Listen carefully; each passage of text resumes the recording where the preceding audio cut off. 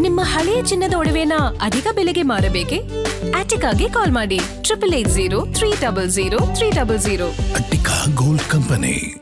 ನೋಡಿ ವೀಕ್ಷಕರೇ, ನೋಡಿ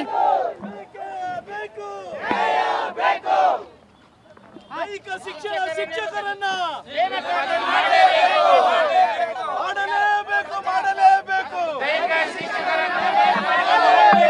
ದೈಹಿಕ ಶಿಕ್ಷಣ ಶಿಕ್ಷಕರ ನೇಮಕಾತಿಯನ್ನು ಧಿಕ್ಕಾರ ಧಿಕ್ಕಾರ ಧಿಕ್ಕಾರ ಧಿಕ್ಕಾರ. ನಮ್ದು ಹಾವೇರಿ ಮೇಡಮ್. ನಾವು ಬೇರೆ ಬೇರೆ ಎಲ್ಲ ಜಿಲ್ಲೆಗಳಿಂದ ನಾವು ಬಂದೇವ್ರಿ. ನಾವು ಫಿಸಿಕಲ್ ಎಜುಕೇಷನ್ ಟೀಚರ್ಸ್ ರೀ. ಸುಮಾರು 20 ವರ್ಷದಿಂದ ದೈಹಿಕ ಶಿಕ್ಷಕನ ನೇಮಕಾತಿ ಆಗಿಲ್ರಿ ಮೇಡಮ್. ಮೇಡಮ್ ಏನಪ್ಪ ಅಂದ್ರೆ ಇವತ್ತು ರಾಜ್ಯದಲ್ಲಿ ಸುಮಾರು 80ರಿಂದ 1 ಲಕ್ಷದವರೆಗೂ ಫಿಸಿಕಲ್ ಎಜುಕೇಷನ್ ಓನ್ಲಿ ದೈಹಿಕ ಶಿಕ್ಷಣ ವೃತ್ತಿಪರ ಕೋರ್ಸ್ಗಳನ್ನ ಮುಗಿಸ್ಕೊಂಡು ಉದ್ಯೋಗಾಕಾಂಕ್ಷಿಗಳು ಸುಮಾರು ಅಷ್ಟು ಜನ ಇದ್ರೂ ಕೂಡ ಇವತ್ತು ಸರ್ಕಾರ ಕೇವಲ 600 ಪೋಸ್ಟ್ಗಳನ್ನ ನೇಮಕಾತಿ ಮಾಡ್ಕೊಳ್ತಾ ಇದೆ ಮೇಡಮ್. ಇಲ್ಲಿ ನಾನ್-HK ಭಾಗಕ್ಕೆ ಕೇವಲ 44 ಪೋಸ್ಟ್ಗಳನ್ನ ಪ್ರಾಥಮಿಕ ಶಾಲೆ ನೇಮಕಾತಿ ಮಾಡ್ಕೊಳ್ತಾ ಇದೆ. ಸೊ ಹಾಗಾಗಿ ನಾವು ಇಷ್ಟು ಜನ ಇವು ಸಾಯ್ತಾ ಇದ್ದೇವೆ ರಾಜ್ಯದಲ್ಲಿ. ಹಾಗಾಗಿ ಸರ್ಕಾರ ದಯವಿಟ್ಟು ಪೋಸ್ಟ್ಗಳನ್ನು ಹೆಚ್ಚಿಗೆ ಮಾಡಬೇಕು. ಇವತ್ತು ರಾಜ್ಯದಲ್ಲಿ ನಮ್ಮ ಶಿಕ್ಷಕರ ಕೂಗನ್ನು, ನಿರುದ್ಯೋಗಿಗಳ ಕೂಗನ್ನು ಯಾವ ಸರ್ಕಾರಗಳು ಬಂದು ಕೇಳ್ತಾ ಇಲ್ಲ, ಯಾವ ರಾಜಕಾರಣಿಗಳು ಬಂದು ಕೇಳ್ತಾ ಇಲ್ಲ. ಈ ಕಾಂತಕುಮಾರ್ ಸರ್ ಕೇಳ್ತಾ ಇದ್ದಾರೆ. ನಿಜವಾಗ್ಲೂ ಕಾಂತಕುಮಾರ್ ಸರ್ಗೆ ನಾವು ಮೇಡಮ್ ಏನು ಗೊತ್ತ್ರಿ, ಇವತ್ತು ರಾಜ್ಯದಲ್ಲಿ ನಾವು ಸುಮಾರು 4-5 ವರ್ಷಗಳಿಂದ ಇವತ್ತು ನಾವು ಪ್ರತಿಯೊಬ್ಬರು ನಮ್ಮ ಕೂಗನ್ನು ಯಾರಾದರೂ ಕೇಳ್ತಾರೆ ಅಂತ ನಾವು ವೇಟ್ ಮಾಡ್ತಾ ಇದ್ದೀವಿ. ಆದರೆ ರಾಜಕಾರಣಿಗಳು ಬರ್ತಾರೆ, ತಮ್ಮ ಬೇಳೆಗಳನ್ನ ಬೇಯಿಸ್ಕೊಳ್ತಾರೆ, ಸುಳ್ಳು ಆಶ್ವಾಸನೆಗಳನ್ನ ಕೊಡ್ತಾರೆ. ಆದರೆ ಇವತ್ತು ನಮ್ಮ ಕೂಗನ್ನು ಕೇಳ್ತಾ ಇರೋದು ಸುಮಾರು 2 ವರ್ಷದ 3 ವರ್ಷದಿಂದ ಈ ಕಾಂತಕುಮಾರ್ ಸರ್ ಇದಾರಲ್ರಿ. ಎಷ್ಟು ನಮ್ಮ ಪ್ರತಿಯೊಬ್ಬ ಯಾವ ರಾಜಕಾರಣಿಗಳು ಬಂದಿಲ್ರಿ. ನಾವು ಇವತ್ತು ಸಾಯಕ್ಕೆ ಎಷ್ಟೋ ಜನ ಅಲ್ಲಿ ಇದನ್ನು ಸೂಸೈಡ್ ಮಾಡ್ಕೊಂಡು ಸತ್ರ ಅವಾಗ ಬಂದಿರೋದು ಕಾಂತಕುಮಾರ್ ಸರ್ ಮೇಡಮ್. ಯಾಕಪ್ಪ ಅಂತಂದರೆ ಇವರು ಬರಲಿಲ್ಲಪ್ಪ ಅಂದ್ರೆ ನಾವು ನಿಜವಾಗ್ಲೂ ನಾವು ಬದುಕಿನ ಭರವಸೆನೇ ಕಳ್ಕೊಂಡು ಬಿಡ್ತಾ ಇರ್ತೀವಿ. ಇವತ್ತು ನಾವು ಏನಾದರೂ ಒಂದು ಚೂರು ನಮ್ಮ ಮನಸ್ಸಲ್ಲಿ ಏನಾದರೂ ಒಂದು ಭರವಸೆ, ಒಂದು ಅಲೆ ಆಶಾಕಿರಣ ಮೂಡಿದೆ ಅಂತಂದ್ರೆ ಅದಕ್ಕೆ ಮೇನ್ ಕಾರಣನೇ ಕಾಂತಕುಮಾರ್ ಸರ್ ಮೇಡಮ್. ಒಂದೇ ಒಂದು ನಂದು ಏನು ಗೊತ್ತಾ, ಸರ್ಕಾರಕ್ಕೆ ನಾನು ಒಂದೇ ಒಂದು ಗಟ್ಟಿ ಧ್ವನಿಯಲ್ಲಿ ಮನವಿ ಮಾಡ್ಕೊಳ್ತೀನಿ. ಒಂದು ವೇಳೆ ನಿಮ್ಮ ಕೈಯಲ್ಲಿ ಉದ್ಯೋಗ ಸೃಷ್ಟಿ ಮಾಡೋಕ್ಕಾಗಲಿಲ್ಲ ಅಂತ ಹೇಳಿದ್ರೆ ವಿಶ್ವವಿದ್ಯಾನಿಲಯದಲ್ಲಿ ಇರ್ತಕ್ಕಂಥ ಎಲ್ಲ ಟ್ರೈನಿಂಗ್ ಕಾಲೇಜಸ್ ಏನಿದೆ, BPED MPED ಕಾಲೇಜಸ್ಗಳನ್ನ ದಯಮಾಡಿ ಮುಚ್ಚಿಬಿಡಿ. ಇನ್ನಷ್ಟು ವಿದ್ಯಾರ್ಥಿಗಳನ್ನ ತಂದು ಬೀದಿ ನಿಲ್ಲಿಸಂತ ಕೆಲಸ ಮಾಡಬೇಡಿ. ನಾವು ನೊಂದಿರೋ ಸಾಕು ಮೇಡಮ್. ಇವಾಗ ನನಗೆ ಒಂದು ಪಶ್ಚಾತ್ತಾಪ ಕಾಡ್ತಾ ಇದೆ. ನನ್ನ ಶಿಷ್ಯಂದಿರನ್ನ 10 ಜನನ ಫಿಸಿಕಲ್ ಎಜುಕೇಷನ್ ಟೀಚರ್ ನಾನೇ ಕಳಿಸ್ಬಿಟ್ಟೆ.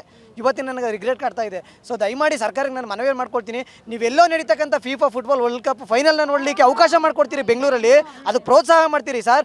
ನಮ್ಮಲ್ಲಿ ಅದನ್ನ RCB ತಾವ ಮುಂದೆ ನಿಂತು ವಿಧಾನಸೌಧದ ಮುಂದೆ ಫೋಟೋ ಮೇಲೆ ಫೋಟೋ ಹೊಡೆಸ್ಕೊಂಡ್ರು ಅಂದ್ರೆ ಅಂತ ಪ್ಲೇಯರ್ಸ್ ಸೃಷ್ಟಿ ಆಗ್ಬೇಕಂದ್ರೆ ಸರ್ ತಳಮಟ್ಟದಿಂದ ಬೇಸಿಕಲ್ ಮೂಲಭೂತವಾಗಿ ಪ್ರಾಥಮಿಕ ಶಿಕ್ಷಣ ವ್ಯವಸ್ಥೆಯಿಂದಲೇ ಒಂದು ವಿದ್ಯಾರ್ಥಿಯಲ್ಲಿ ಯಾವ ರೀತಿಯ ಯಾವ ಕ್ರೀಡೆಗೆ ಆತನಿಗೆ ಆಸಕ್ತಿ ಇದೆ ಮತ್ತು ತುಂಬಾ ಚೆನ್ನಾಗಿ ಪರ್ಫಾರ್ಮ್ ಮಾಡ್ತಾರೆ, ಆ ಒಂದು ಸ್ಪೆಷಲೈಸೇಷನ್ ಕೊಡ್ತಾ ಹೋದ್ರೆ ಅವ್ರು ಮುಂದಿನ ದಿನಗಳಲ್ಲಿ ಒಲಿಂಪಿಕ್ಸ್ಗೆ ಹೋಗ್ತಾರೆ, ದೊಡ್ಡ ಕ್ರಿಕೆಟ್ ಪ್ಲೇಯರ್ಸ್ ಆಗ್ತಾರೆ, ಹಾಕಿ ಪ್ಲೇಯರ್ಸ್ ಆಗ್ತಾರೆ. ಆದ್ರೆ ಸರ್ಕಾರಿ ಶಾಲೆ ಮಕ್ಕಳು ಆಗಬಾರ್ದು, ಇವರು ಪ್ರೈವೇಟ್ ಶಾಲೆ ಮಕ್ಕಳು ಮಾತ್ರ. ಅವ್ರದ್ದೆಲ್ಲ ಪ್ರೈವೇಟ್ ಶಾಲೆಗಳು ಇದಾವಲ್ಲ ಮ್ಯಾಮ್, ಅವರು ತುಂಬಾ ಪ್ರೈವೇಟ್ ಶಾಲೆಗಳು ಇದಾವಲ್ಲ, ಅದಕ್ಕೋಸ್ಕರ ಅಲ್ಲಿ 5 ಜನ 6 ಜನ ಫಿಸಿಕಲ್ ಎಜುಕೇಶನ್ ಟೀಚರ್ನ ಅಪಾಯಿಂಟ್ ಮಾಡ್ಕೊಂಡಿದ್ದಾರೆ. ಸರ್ಕಾರಿ ಶಾಲೆಯಲ್ಲಿ ಒಬ್ರು ಇಲ್ವಲ್ಲ, ಅದಕ್ಕೋಸ್ಕರನೇ ಇಲ್ಲಿ ಬಿಲ್ಡಿಂಗ್ಗಳನ್ನ ಕಟ್ಬೇಕಾದ್ರೆ ಬೇಸ್ ಮಟ್ಟ ಕರೆಕ್ಟ್ ಆಗಿರ್ಬೇಕು ಅಂತಾರೆ. ಒಲಿಂಪಿಕ್ ಅಲ್ಲಿ ಮೆಡ್ಲು ಮಾಡ್ಬೇಕು ಅಂದ್ರೆ ಪ್ರೈಮರಿ ಸ್ಕೂಲಲ್ಲಿ ಹೈಸ್ಕೂಲಲ್ಲಿ ಮೊದಲು ದೈಹಿಕ ಶಿಕ್ಷಕರು ಕೊಡ್ಲಿ, ದೈಹಿಕ ಶಿಕ್ಷಕರನ್ನೇ ಒಬ್ರು ಕೊಡ್ತಿಲ್ಲ ಮೇಡಮ್. ಇದೇ ಒಂದು 2022ರಲ್ಲಿ ನಾವು ಇಲ್ಲೇ ಸ್ಟ್ರೈಕ್ ಮಾಡಿದ್ವಿ, ಒಂದು 400-500 ಫಿಸಿಕಲ್ ಎಜುಕೇಶನ್ ಟೀಚರ್ಸ್. ಅವಾಗ ಅದೇ ಸಿದ್ದರಾಮಯ್ಯ ಸರ್ ಬಂದ್ಬಿಟ್ಟು ನಮ್ಗೆ ಆಶ್ವಾಸನೆ ಕೊಟ್ಟಿದ್ರು, ನಾವು ನಮ್ಮ ಸರ್ಕಾರ ಬರ್ತಿದಂಗೂ ನಾವು ನೋಟಿಫಿಕೇಶನ್ ಮಾಡ್ತೀವಿ ಅಂತ ಹೇಳಿದ್ರು. ಸರ್ಕಾರ ಬಂದಾಯ್ತು, 3 ವರ್ಷ ಆಯ್ತು. ಮೇಡಮ್ ಇಲ್ಲಿನ ದೈಹಿಕ ಶಿಕ್ಷಕರು ಏನಿದ್ದಾರೆ ಅವ್ರ ಮೂಲ ಉದ್ದೇಶ ಅಷ್ಟೇ, ಬರೀ 44 ನಾನ್-HK ಇದೆ. ಅಂದರೆ ಒಂದು ಜಿಲ್ಲೆಗೆ ಹಂಚಿದ್ರೆ 2 ಬರಲ್ಲ. ಇವ್ರು ಇರೋದು 80,000 ಟೋಟಲ್ ಇವರಿದ್ದಾರೆ, ಆಸ್ಪಿರೆಂಟ್ಸ್ ಇದ್ದಾರೆ. ಇಲ್ಲಿ ಇವ್ರು ಏನು ಹೇಳಿದ್ರು, 2,500 ದೈಹಿಕ ಶಿಕ್ಷಕರದ ಬಗ್ಗೆ ನಾವು ನೋಟಿಫಿಕೇಶನ್ ಮಾಡೇ ಮಾಡ್ತೀವಿ ಅಂತ, ಅದನ್ನ ಮೈನ್ ಮಾಡಬೇಕು. ಇವ್ರು ನೋಟಿಫಿಕೇಶನ್ ಸ್ಟಾರ್ಟ್ ಮಾಡ್ತಾರೆ, 20-30 ಬೆರಳಣಿಕೆ ಎಷ್ಟು ಕೊಟ್ಟರೆ ಯಾರು ಸೆಲೆಕ್ಟ್ ಆಗ್ತಾರೆ? ಜಿಲ್ಲೆಗೆ ಒಬ್ರು ಸಾಕಾ? 2,500 ಅಪ್ರೂವಲ್ ಕಳಿಸ್ಕೊಟ್ಟಿದ್ದಾರೆ. ಈಗ ತುಂಬಾ ಜನ ದೈಹಿಕ ಎಲ್ಲಾದ್ರೂ ಯಾವ ಕನ್ನಡ ಮಾಧ್ಯಮ ಶಾಲೆಯಲ್ಲಿ ಜಿಲ್ಲೆಗೆ ಒಬ್ರು ಬರಲ್ಲ ಮೇಡಮ್. ಅಪ್ರೂವಲ್ ಆಗಿದ್ದು ಗೆಜೆಟೆಡ್ ಆಗಿದ್ದು 5,267 ಅಂತೇಳಿ ಸಿದ್ದರಾಮಯ್ಯನವರು ಇದು ಕಲ್ಯಾಣ ಕರ್ನಾಟಕ ವಿಮೋಚನೆ ದಿನ ಇದು ಮಾಡಿದ್ದಾರೆ ಮೇಡಮ್. ಅದು 380 ದೈಹಿಕ ಶಿಕ್ಷಕರಿತ್ತು, ಪ್ರೌಢಶಾಲೆ 216 ಇತ್ತು. ಅವು ಯಾವಿಲ್ಲ ಮೇಡಮ್. ಇವಾಗ ಬರೀ 150 ಎಲ್ಲ ಕ್ಯಾನ್ಸಲ್ ಮಾಡಿ 650 ಎಲ್ಲರೂ ಮುಗಿಸಿರೋದು ಏನಿಲ್ಲ ಅಂದ್ರೆ 35ರಿಂದ 40 ಸಾವಿರ ಜನ ಇದೀವಿ ಮೇಡಮ್. ಆಗ ಮೊದಲೇನು ಮಾಡಿದ್ರು ಮೇಡಮ್, ಈಗ ಒಂದು 2024ರಲ್ಲಿ 388 ಕಲ್ಯಾಣ ಕರ್ನಾಟಕ ಅಂತ ಮಾಡಿದ್ರು. ಆಮೇಲೆ ನೋಡಿದ್ರೆ ಈಗ 150 ಸೀಟ್ ಅಷ್ಟೇ ಇದೆ. ಉಳಿಕಿದ ಎಲ್ಲಿ ಯಾರು ತಿಂದ್ರು ಅಂತ ಅದನ್ನು ಆಲ್ ರೈಟ್, ಓಕೆ. ಸೊ ಪ್ರತಿಯೊಂದು ವಿಭಾಗ, ದೈಹಿಕ ಶಿಕ್ಷಣ ಶಿಕ್ಷಕರು, ಮತ್ತೊಂದು ಕಡೆ ಇದು ಚಿತ್ರಕಲೆ, ಮತ್ತೊಂದು ಕಡೆ ಸಂಗೀತ, ಅಂದರೆ ಕೇವಲ ಕಣ್ಣೊರೆಸುವ ತಂತ್ರ ಅಷ್ಟೇ ಇದು. 15,000ದಲ್ಲಿ ಬಹಳಷ್ಟು ಶಿಕ್ಷಕರನ್ನು ಕೈ ಬಿಡಲಾಗಿದೆ. ಬೇರೆ ಬೇರೆ ವಿಚಾರಗಳಿಗೆ ಹಿಂಗಂತ ಸ್ಪಂದಿಸುವಂಥ ನಮ್ಮ ಮುಖ್ಯಮಂತ್ರಿಗಳಾಗಿರ್ಬೋದು ಅಥವಾ ನಮ್ಮ ರಾಜ್ಯ ಸರ್ಕಾರ ಆಗಿರ್ಬೋದು, ಯಾವುದು ಕಾಂಗ್ರೆಸ್ ಸರ್ಕಾರಕ್ಕೆ ಫೇವರ್ ಇದೆ, ಯಾವುದು ಕೇಂದ್ರ ಸರ್ಕಾರದ ವಿರುದ್ಧ ಇದೆ, ಯಾವುದು BJP ಸರ್ಕಾರಕ್ಕೆ ಆ್ಯಂಟಿ ಆಗುತ್ತೋ ಅಂತಹ ಇಶ್ಯೂಗಳ ಬಗ್ಗೆ ತುಂಬ ಪ್ರೊಆಕ್ಟಿವ್ ಆಗಿ ಹೋಗುವಂತಹ ನಮ್ಮ ರಾಜ್ಯ ಸರ್ಕಾರ ಮತ್ತು ನಮ್ಮ ಕಾಂಗ್ರೆಸ್ನ ಎಲ್ಲ ಸಚಿವರುಗಳು, ಮುಖ್ಯಮಂತ್ರಿಗಳು, ನಮ್ಮದೇ ವಿದ್ಯಾರ್ಥಿಗಳು, ನಮ್ಮದೇ ರಾಜ್ಯದ ಎಷ್ಟೋ ಜನ ನಿರುದ್ಯೋಗಿ ಯುವಕರು ಬೀದಿಗೆ ಬಂದು ಪ್ರತಿಭಟನೆ ಮಾಡ್ತಾಯಿದ್ರು. ಅಟ್ಲೀಸ್ಟ್ ಅವ್ರ ಬಗ್ಗೆ, ಅವರ ವಿಚಾರಗಳು ಏನು ಅನ್ನೋದರ ಬಗ್ಗೆ ಕಿವಿಗೊಡದೆ ದಿವ್ಯ ನಿರ್ಲಕ್ಷ್ಯ ಮತ್ತು ಮೌನ ವಹಿಸಿರೋದು ಎಲ್ಲೋ ಒಂದು ಕಡೆ ಇವ್ರ ಭವಿಷ್ಯದ ಜೊತೆಗೆ ಆಟ ಆಡ್ತಾ ಇದ್ದಾರೆ ಅಂತ ಅನಿಸುತ್ತೆ. ಯಾಕೆ ಅಂತಂದರೆ ಒಂದೊಂದು ವಿಭಾಗದಲ್ಲಿ 50,000 to 60,000 ಜನ ಆಕಾಂಕ್ಷಿಗಳಿದ್ದಾರೆ. ಬೆರಳೆಣಿಕೆ ಎಷ್ಟು 31, 50 ಅಂತ ನೋಡಿ. ಸಂಗೀತ ವಿಭಾಗದಲ್ಲಿ ಒಬ್ಬರು ಇಲ್ಲ. ಇನ್ನೊಂದು ಕಡೆ ಚಿತ್ರಕಲಾ ವಿಭಾಗದಲ್ಲಿ ಒಬ್ಬರು ಶಿಕ್ಷಕರ ನೇಮಕಾತಿಗೆ ನೀವಿನ್ನೂ ನೋಟಿಫಿಕೇಶನ್ ಹೊರಡಿಸಿಲ್ಲ. ಇದೆಲ್ಲವೂ ಕೂಡ ಒಂದು ರೀತಿ ಅಸಮಾನತೆ. ಇದು ಎಲ್ಲೋ ಒಂದು ರೀತಿ ನೀವು ಅದೇನೋ ಅಂತಾರಲ್ಲ, ದೀಪದ ಕೆಳಗಡೆ ಕತ್ತಲು ಅನ್ನೋ ರೀತಿಯಲ್ಲಿ ದೆಹಲಿಯಲ್ಲಿ ಹೋಗಿ ಪ್ರಧಾನಮಂತ್ರಿಗಳ ಮನೆ ಮುಂದೆ ಕುತ್ಕೊಂಡು ದೊಡ್ಡದಾಗಿ ಪೋಸ್ ಹೊಡ್ಕೊಂಡು ನೀವು ಪ್ರತಿಭಟನೆ ಮಾಡ್ತೀರಿ. ಇಲ್ಲೇ ರಾಜ್ಯದಲ್ಲಿ ಫ್ರೀಡಮ್ ಪಾರ್ಕ್ನಲ್ಲಿ ಉದ್ಯೋಗಾಕಾಂಕ್ಷಿಗಳು ಏನು ಪ್ರತಿಭಟನೆ ಮಾಡ್ತಾ ಇದ್ದಾರೆ. ಅಟ್ಲೀಸ್ಟ್ ಅವ್ರ ಗೋಲ್ ಏನು ಅಂತ ಕೇಳೋದಕ್ಕೆ ಯಾವ ರಾಜಕಾರಣಿ ಇಲ್ಲ. ಆದರೆ ಪೊಲೀಸರು ಇದ್ದಾರೆ ನೋಡಿ. ಪೊಲೀಸರು ನಾನು ಬಂದಾಗ ಇಷ್ಟೊಂದು ಜನ ಪೊಲೀಸರು ಇರಲಿಲ್ಲ. ಈಗ ಬನ್ನಿ ತೋರಿಸ್ತೀನಿ ನಿಮಗೆ ಎಷ್ಟು ಜನ ಪೊಲೀಸರು. ಅಂದರೆ ಒಬ್ಬ ರಾಜಕಾರಣಿ ಬರಲ್ಲ, ಒಬ್ಬರು ಇವ್ರ ಗೋಳನ್ನು ಕೇಳಲ್ಲ. ಆದರೆ ಪೊಲೀಸರನ್ನ ಮಾತ್ರ ಹೆಚ್ಚಿನ ಸಂಖ್ಯೆಯಲ್ಲಿ ನಿಯೋಜನೆ ಮಾಡಿದ್ದಾರೆ ನೋಡಿ. ರಾಜಕಾರಣಿಗಳಿಗೆ ಸಂಬಂಧಪಟ್ಟಂಥ ಇಲಾಖೆಯ ಸಚಿವರುಗಳಿಗೆ ಕೇಳಲ್ಲ, ಆದರೆ ಪೊಲೀಸ್ ಇಲಾಖೆಗೆ ಊರಿಗೆ ಮುಂಚೆ ಗೊತ್ತಾಗ್ಬಿಡುತ್ತೆ. ಯಾಕಂದರೆ ಕಾನೂನು ಸುವ್ಯವಸ್ಥೆಯನ್ನು ಅವ್ರು ಕಾಪಾಡಲೇಬೇಕು. ಅದು ಅವ್ರ ಕರ್ತವ್ಯ. ಅವ್ರ ಕರ್ತವ್ಯಕ್ಕೆ ನಾವು ಅಡ್ಡಿಪಡಿಸೋಕ್ಕಾಗೋದಿಲ್ಲ. ನಾಳೆ ಏನಾದರೂ ಅಹಿತಕರ ಘಟನೆಗಳು ನಡೆದ್ರೆ ನಾವೇ ಕೇಳ್ತೀವಿ, ಏನ್ರಿ ಮಾಡ್ತಿದ್ರಿ ನೀವು ಪೊಲೀಸರವರು ಅಂತ. ಆದರೂ ಪೊಲೀಸರನ್ನ ಕಳ್ಸೋಕ್ಕಾಗುತ್ತೆ, ನೀವು ಯಾಕೆ ಬರೋಕ್ಕಾಗಲ್ಲ? ನೀವು ಯಾಕೆ ಬಂದು ಮನವಿಗಳನ್ನು ಸ್ವೀಕರಿಸೋಕ್ಕಾಗಲ್ಲ? ಆ ಪ್ರಶ್ನೆನ ಕೇಳ್ತಾ ಇರೋದು ಈಗ. ಸೊ ಈಗ ನೋಡಿ, ಭಾಳಷ್ಟು ಜನ ಪೊಲೀಸರು ಈಗಾಗಲೇ ಬಂದಿದ್ದಾರೆ. ಇಷ್ಟು ದೊಡ್ಡ ಸಂಖ್ಯೆಯಲ್ಲಿ ಎದಕ್ಕೆ ಬಂದಿದ್ದಾರೆ ಪೊಲೀಸರು ಗೊತ್ತಿಲ್ಲಪ್ಪ. ಭಾಳ ಇದೇನು ಜಂತರ್ ಮಂತರ್ನಲ್ಲಿ ಆದಂಥ ಪ್ರತಿಭಟನೆ ಥರ ಏನು ಇಲ್ಲ.